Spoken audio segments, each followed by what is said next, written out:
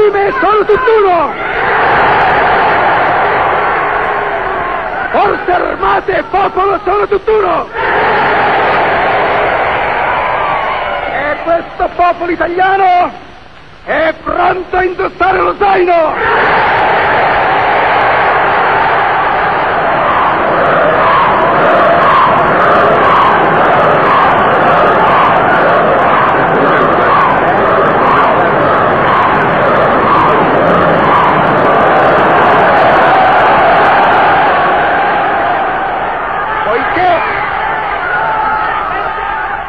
For 20 years, Mussolini ruled Italy. For 20 years, he occupied the center of the European stage. He invented a political system, fascism. He was a great actor, and the balcony was his theater. From the balcony, he dominated crowds and intoxicated them. From the balcony, he drew his inspiration. Once said, "I'm a kind of mad poet." Rather, he was a mad showman, a producer of spectacles, who was often taken in by his own acts.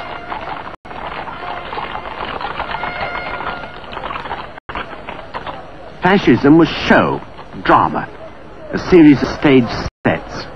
The scenery looked impressive, but as in the theatre, there was nothing behind it. Appearance was all. Fascism meant uniforms, the fascist salute. Mussolini's own wardrobe would have dressed a whole costume play all by itself. He devised the effects and benefited from them. In his speeches, the way in which he delivered the words was more important than the words themselves. Mussolini called fascism part of the irrationalism of our age. He always appealed deliberately to passion, to emotion, to the senseless craving for wild action.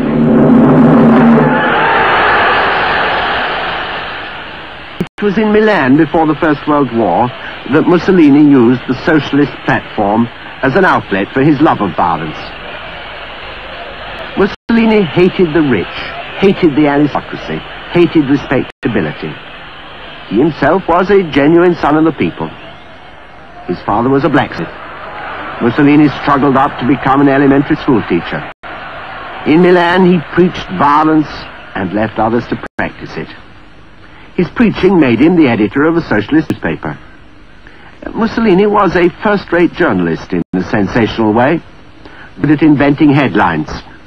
He'd no interest in the news underneath. He soon abandoned his socialism and kept the violence. The result was fascism. Violence for its own sake. Violence as a political method.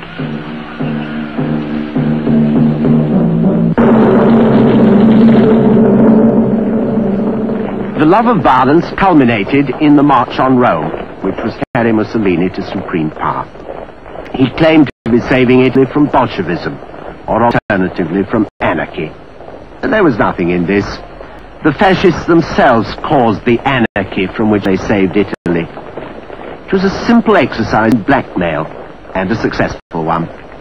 Anarchy and violence would go on unless fascism were given power. Mussolini did not march on Rome or anywhere else. He waited in the wings in Milan to see what would happen. Waited for the nerves of others to crack. He always expected others to do his work for him. On this occasion, the opponents of fascism worked almost as hard for Mussolini as the fascists did. This was reality behind the seizure of power. There was no seizure of power. There were fascist demonstrations, there was violence, there were cheers for Mussolini. He himself usually kept out of the way for fear of being arrested. The fascist violence grew. Constitutional politicians and respectable generals began to say that the only way of keeping Mussolini quiet was to make him prime minister. They pressed this advice on King Victor Emmanuel III. In Rome, the king hesitated, trembled at the prospect of worse disorder. He was urged to use the army against the fascists. He refused. Instead, he decided to act in a constitutional way and summoned Mussolini to Rome to appoint him prime minister. Mussolini arrived in Rome in a sleeping car. He'd entered it in Milan wearing a black shirt, and on the way he changed into a frock coat. Where the train ran to time, history does not record. At any rate, he emerged wearing a top hat. He presented himself before Victor Emmanuel as though he were a respectable statesman of the old style. Once in power, was Mussolini still the man of violence, the repudiator, the destroyer? Or had he now become a moderate, conservative politician who wanted to bring Italy back to a quiet life? The answer was both and neither. Mussolini was a pretense, a fraud as a creative statesman, but he was as much a fraud as the man of violence and destruction.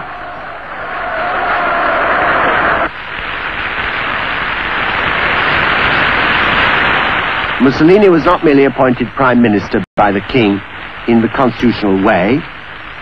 He received, extraordinarily enough, support from the majority in the chamber during the early years of his power.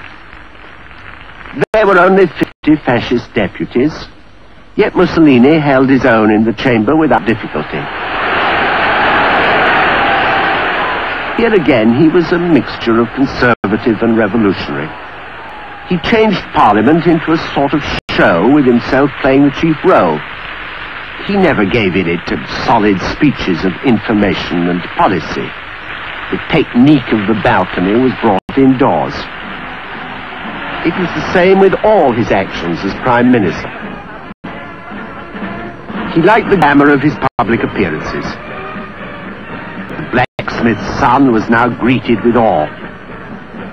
He even managed to provide himself with a cabinet of conventional-seeming politicians. He must surely have grinned contemptuously at them behind his hand. Others did the work, the negotiations with foreign statesmen, for instance. Mussolini only appeared when treaties had to be signed and the cameras began to run. He kept ahead of his work by doing none. What did fascism accomplish in these early years? The trains ran to time. Italy went back to the gold standard. Even this prosaic operation was carried through in a dramatic way. Italians were roused to sacrifice their savings in a ceremonial burning of bonds. The one thing Mussolini worked at was the strengthening of his own power. The old guard were pushed out of responsible posts, sent off into provincial obscurity. Unknown dependents of Mussolini took their place.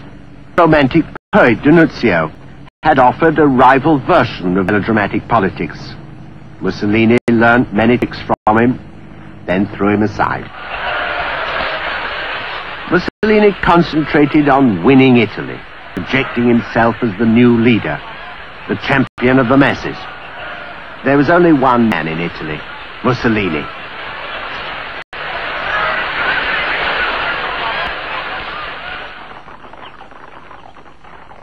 He projected himself as a wonder of physical achievement.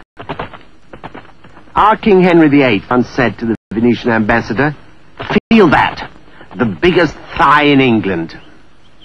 Italians were left in no doubt that Mussolini was the strongest man in Italy. He was obsessed with physical display.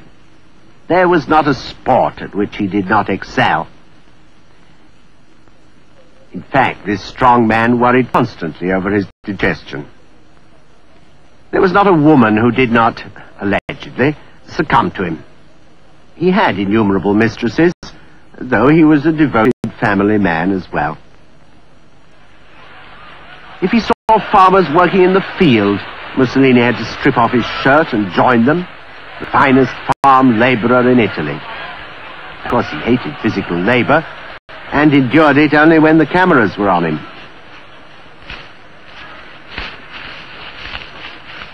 Like all dictators, like the great Napoleon, Mussolini had visions of great architectural construction. He planned to make his name live forever by pulling down derelict buildings and restoring the glories of imperial Rome. He wanted to be remembered as the successor of the Roman emperors.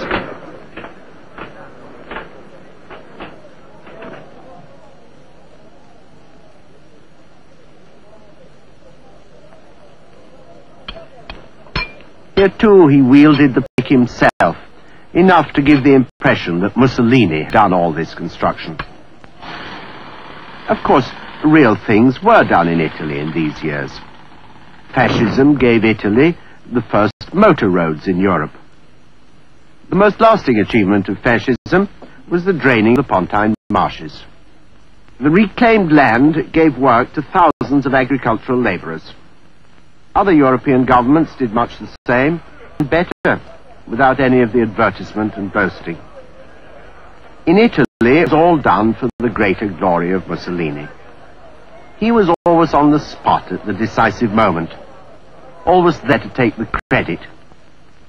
Even the increase of agricultural land was turned into a show. It received a dramatic name, the battle for grain.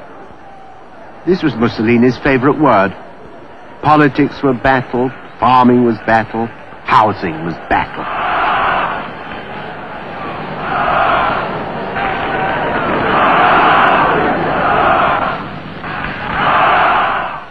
Naturally, war and preparations for war took the first place. In the years after the First World War, when other countries were disarming, Italy under Mussolini was the one country which still talked of war and boasted of her armaments. In appearance, Italy was being turned into a formidable military power. The reality? Very little. The armaments were for show, impressive only on parade. The uniforms were more important than the equipment behind them. Mussolini liked to talk of Italy's 8 million bayonets. Actually, there were fewer, far fewer. In any case, modern wars are not won with bayonets.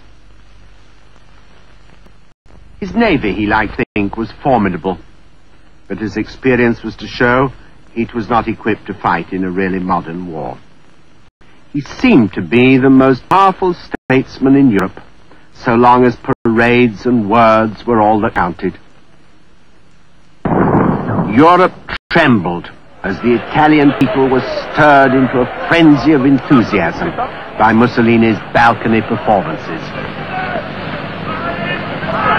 Gli uomini verranno! Si realizzassero le premesse necessarie e sufficienti per una collaborazione delle 4 grandi potenze occidentali, se noi abbiamo bruciato i nostri bastimenti alle nostre spalle, deve cristallizzare una posizione di tenta ingiustizia. Giornata luminosa di sole e fervida di speranze è questa. Sangue i principi che sorgono e che nascono e i principi che declinano, la vittoria è per noi, per i primi. E può sfidare come sfida tutti i suoi nemici e anche l'andare del tempo. La leva dell'Italia è una concezione superficiale e pittoresca di quel pittoresco che io detesto. Ne avevate mai dubitato? Lo credete che io mantengo sempre le mie promesse? Noi siamo tesi verso l'avvenire e sentiamo come una creazione della nostra volontà tesa nello spasimo della vittoria. Che ignorava la scrittura con la quale tramandare i documenti della propria vita in un tempo in cui Roma aveva Cesare, Virgilio ed Augusto. So stood Mussolini at the height of his power. He was the dictator, the idol of the masses, all powerful. He stood alone on the balcony. But in Germany, Hitler too was using methods of fascism. He turned them to more fearful ends. The same terrorism, the same parades, but with a more ruthless organization. Hitler admired Mussolini, claimed that he learnt fascism from him.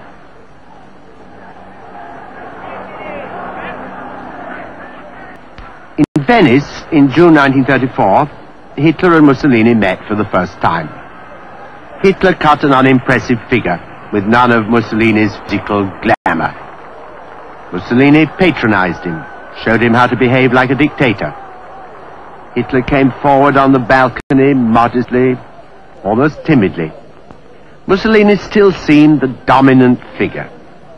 He was not impressed by Hitler. He said, "I don't like the look of him."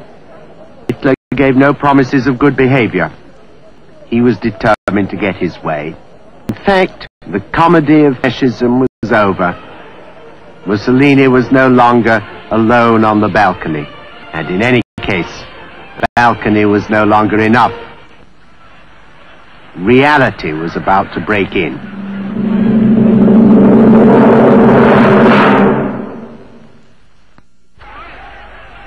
Hitler and Mussolini parted at Venice on outwardly friendly terms. Fascist salutes were exchanged. The switch in roles was to begin. A month after their first meeting at Venice, the Nazis staged an uprising in Austria. They seized the chancellery in Vienna, murdered the Austrian Chancellor Dollfuss. Because Austria was the essential barrier between Italy and Germany, Mussolini took fright. He moved Italian troops to the Alpine frontier of the Brenner. Hitler had to pull back and repudiate the Austrian Nazis. He was humiliated, and Austria was saved, for the time being. Mussolini was hailed as the champion of European peace. An unwelcome role for one who prided himself on being the great man of war.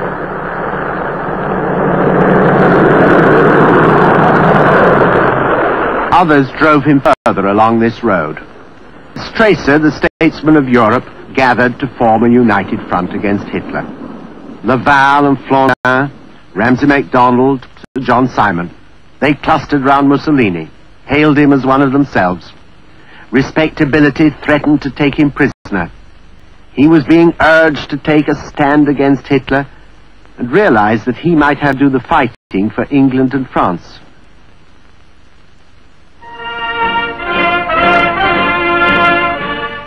Arrogantly and desperately, Mussolini sought a way out. He resolved to conquer Abyssinia, to establish there an Italian empire. For the first time, this man of action acted. It was a characteristic move, born out of fear, frustration, and envy of the German strength. Mussolini recognized that his position in Europe was being threatened, and he grabbed at Abyssinia as compensation.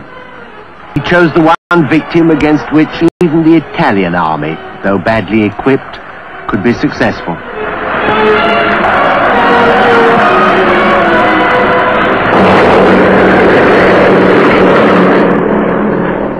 Planes and tanks created terror in this backward country. Italian aeroplanes sprayed poison gas on the Abyssinian forces.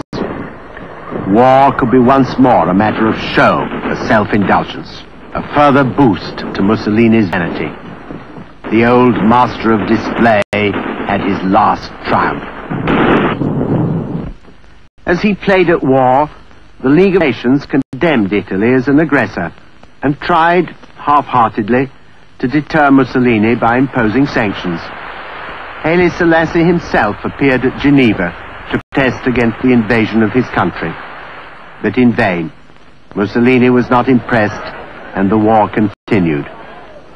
He deluded the Italian people into believing that poor, gallant Italy is surrounded by a ring of jealous powers. He persuaded the Italians to sacrifice their money, even their wedding rings, to continue to pay for the war. The Abyssinians surrendered. Mussolini had done it. He had given Italy an empire.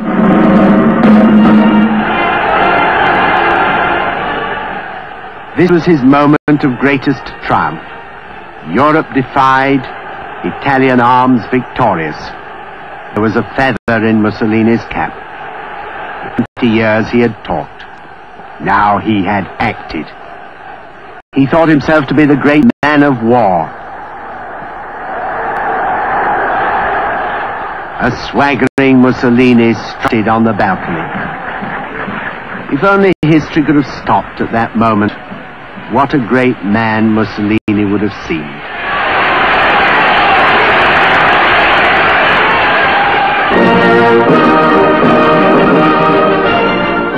The triumphant Mussolini visited Hitler in Berlin. Hitler welcomed him as a conquering hero. Mussolini was anxious to show off his versatility. He addressed the crowd in German.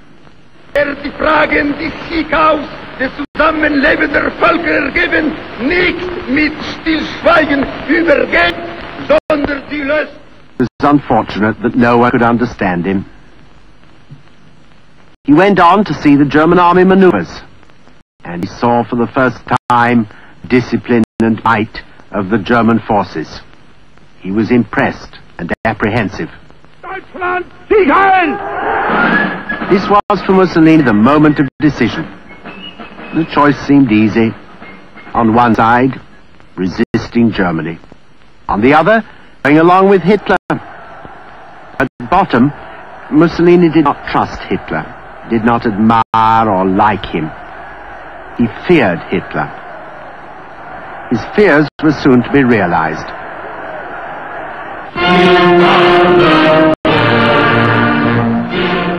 In March 1938, Hitler invaded Austria without a word of warning to Mussolini until the last moment. This time, Mussolini remained silent and acquiesced in Hitler's conquest. Hitler ran over with gratitude. Tell Mussolini I will never forget this. I shall stick to him even if the whole world be against him. This is the one promise which Hitler was to keep. Mussolini did not like to confess that he had surrendered his independence and pretended that he was still free. He signed with the British the Anglo-Italian Pact. It had no meaning. The British made concessions to Mussolini. He dared not cooperate with them against Hitler. Hitler was now thrusting to the center of the stage. He visited Rome, and Mussolini was clearly no longer the dominant figure. His eclipse by the man of real power had begun. Hitler, as head of state, was entertained by Victor Emmanuel. Mussolini had to trail behind, a mere prime minister. His great pride now was to show how he was imitating the Germans. The Italian forces must be taught to do the goose step. They paraded before Hitler and did it badly. Mussolini was angry. The Italians, he declared, are a nation of waiters. But they were going to be forced into greatness, whether they liked it or not. They didn't like it. They didn't like the Germans. But it was of no avail. Mussolini was the dictator. He had chosen the course. He was determined to follow where Hitler led. And the Italian people had to go along with him.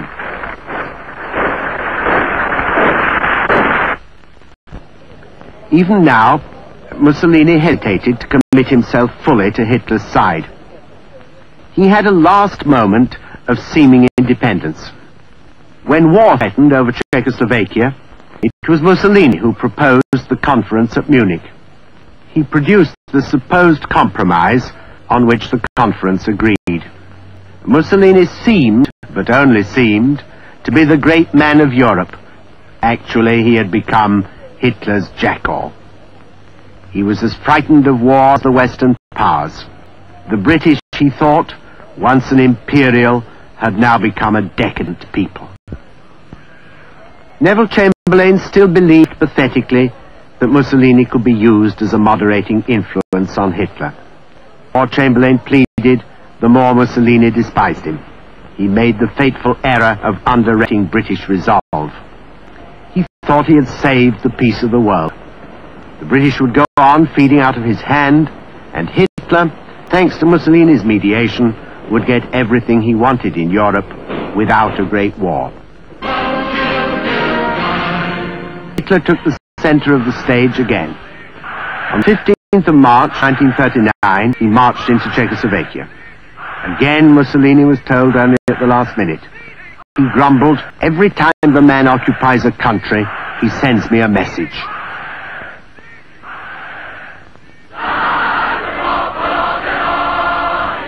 Mussolini reacted by invading Albania, a country which had been for years an Italian dependency. There was no resistance, and for that matter, nothing to be gained.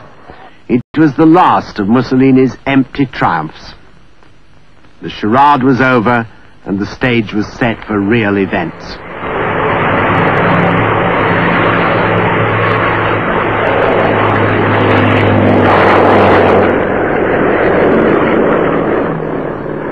It was not Mussolini, but Hitler who took the leading role now. On the 1st of September 1939, he attacked Poland. Mussolini stood in the wings. Should he get into the act? Did he have the strength? If he did, what was in it for him? He reviewed his ill-equipped troops and obsolete weapons and decided that he couldn't be ready for war until 1942. A humiliating confession for a so-called man of action. What could he do?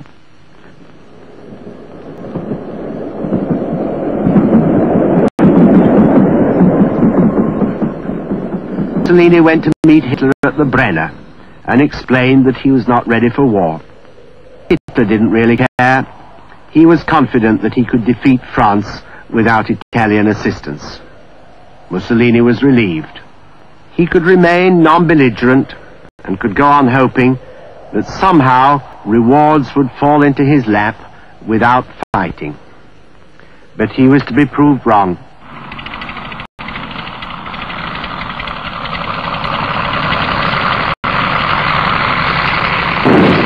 The German armies attacked the Allies in France, and in less than a week, they broke through.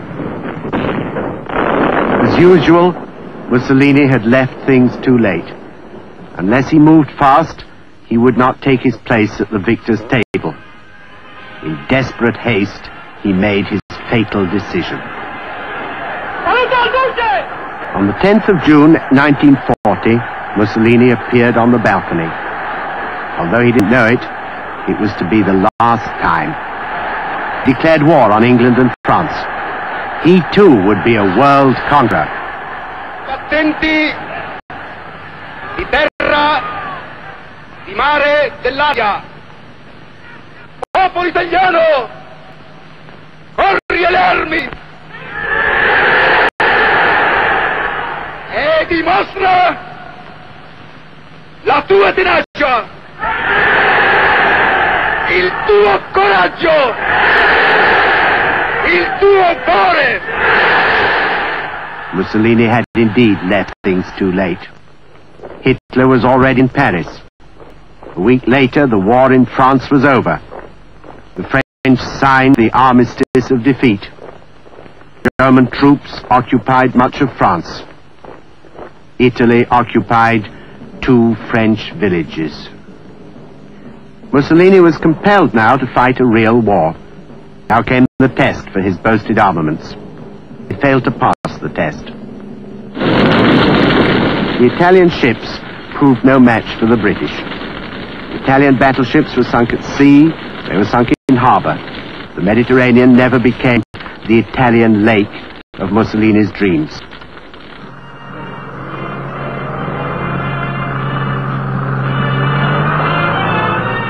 Another dream was to be shattered. For years he had gloried in visions of conquering Egypt and of a triumphal Napoleonic entry into Alexandria. He waited, poised in the wings, with the sword of Islam in his hand, ready to lead the victory parade. But it was not to be.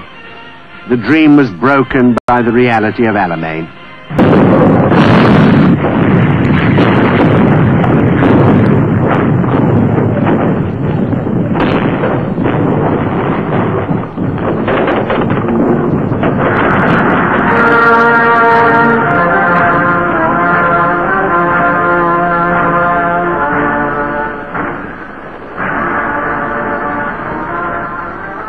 The Italian armies collapsed. The Italian soldiers surrendered in droves. They were glad to be finished with the war, with fascism, with Mussolini. He was outwardly unshaken. In fact, he too wished only to be finished with the war.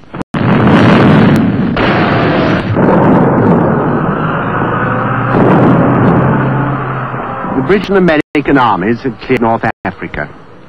Soon they would be on Italian soil. Mussolini resolved to assert himself. He went to see Hitler in order to insist that the war must be ended at once. He'd set off for Germany in brave spirits. But the moment he met Hitler, his courage crumbled. Hitler's determination was unshakable. He was determined to fight to the last, and he insisted that Mussolini must fight with him. Mussolini too had to pretend that he was confident of final victory. He too had to blow himself up once more into being the great dictator.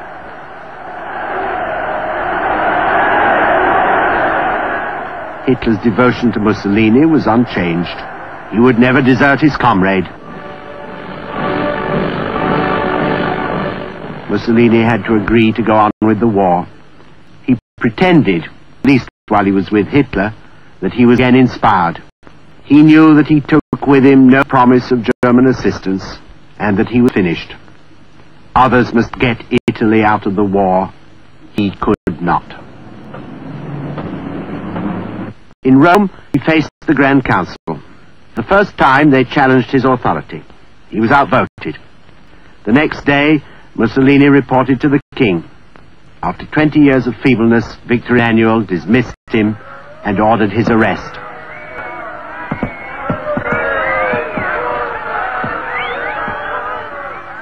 The people who had once supported him now demonstrated against him. The old political leaders emerged from their obscurity. A free political life began again. It was as though fascism had never been. The balcony was empty. Swiftly and silently, Mussolini was spirited away, first to one island, then to another, forgotten, rumored dead. In fact, he was interned on an island along with political prisoners whom he himself had sent there, forgotten by everyone. Forgotten by everyone except Hitler. His last move was to a mountain hotel at the top of Gran Sasso, alone and isolated. Mussolini meditated, "I'm a man 3/4 dead." But the drama was not yet over.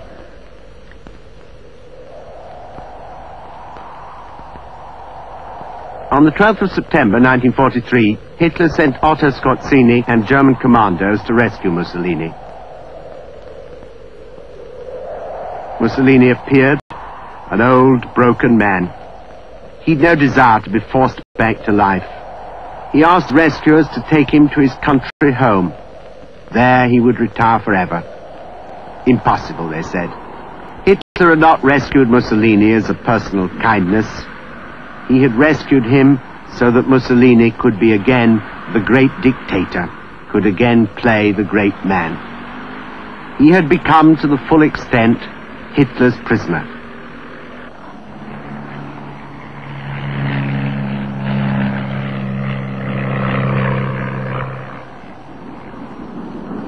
A mere puppet, he was flown to Munich. There, deeply moved, Hitler was waiting for him, his only friend. Hitler had sworn to stand by Mussolini, and he kept his promise.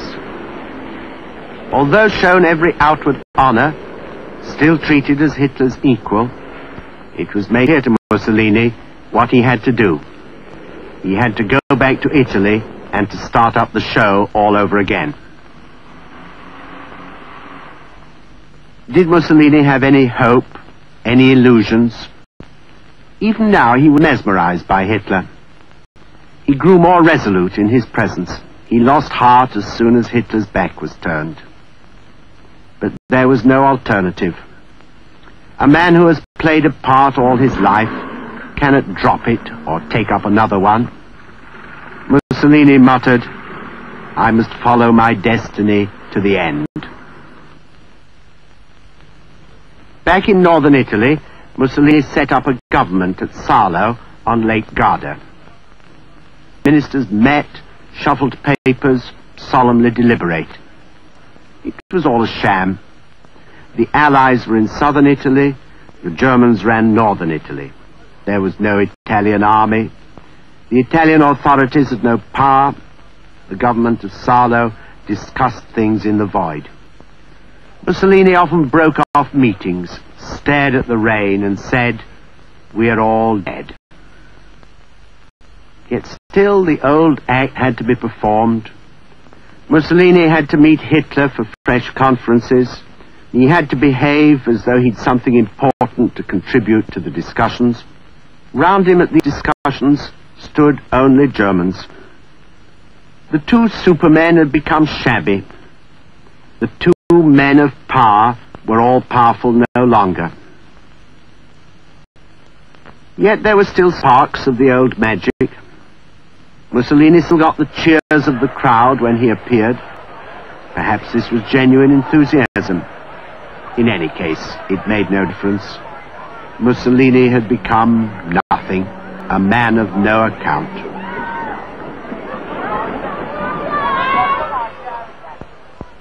He trailed off once more to visit Hitler in East Prussia. Hitler greeted him 2 hours after a bomb had exploded in Hitler's headquarters. Mussolini listened to Hitler's sad tale, sympathized with him, tried to restore his spirits. This was the end of an extraordinary relationship. Hitler and Mussolini were never to meet again. The brutal friendship was over.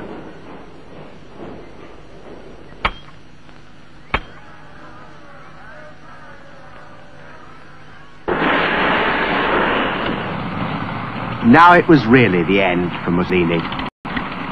The Allies were advancing into northern Italy. The German armies facing them collapsed. Partisans arose everywhere on the Allied side. They demanded to take over control in Milan. The Germans decided to leave.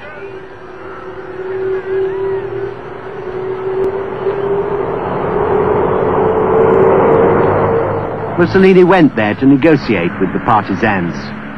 Then, on a sudden impulse, he decided to leave with the Germans. He left in a German truck, disguised in a German greatcoat.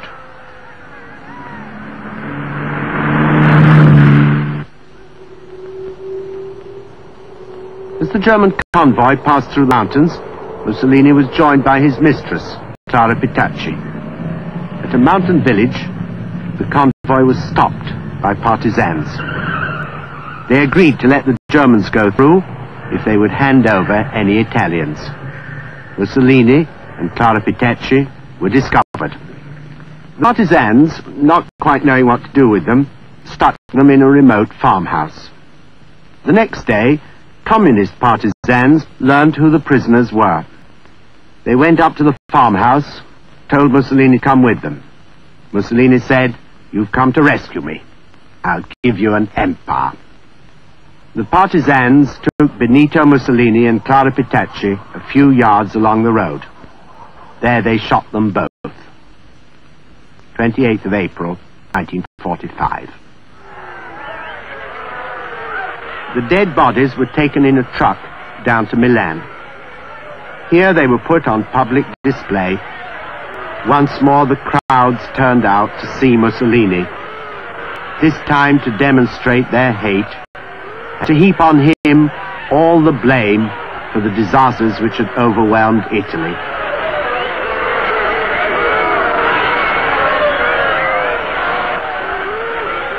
For the last time, Mussolini occupied the center of the stage.